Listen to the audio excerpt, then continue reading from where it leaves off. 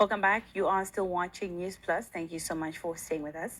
Now, the Organization of Women in International Trade, OIT Zimbabwe, in partnership with the University of Southampton and the University of Zimbabwe, is hosting a 2 day workshop to help women led businesses understand the risks related to climate change.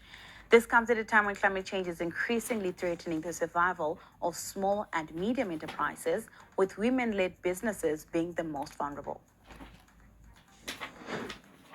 Erratic rainfall patterns, prolonged droughts, and flooding are increasingly disrupting business operations, damaging infrastructure, and interrupting supply chains for small enterprises across the country.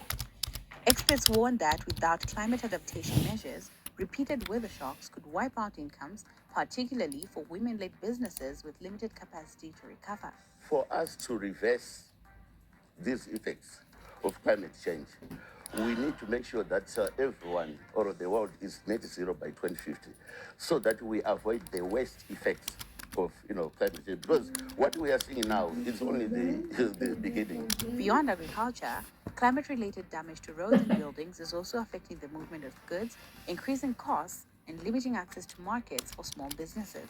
But if you look at other business, obviously if there is too much rain, it will destroy the buildings. It destroys the roads infrastructure. So if they want to sell to transport their goods somewhere, they can't do that because of global warming.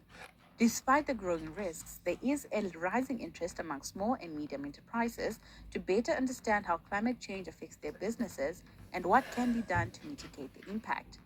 Zimbabwe now has its first businesses approved under the Science Based Targets Initiative for achieving net zero emissions, showing that some small enterprises are willing to take part and take the leap and adopt climate resilient practices. So this Saturday, we are meeting 70 SMEs. Then next Saturday, we are also meeting another 70. We were supposed to meet about 120, but obviously there was overwhelming demand. So we ended up with 140. Experts say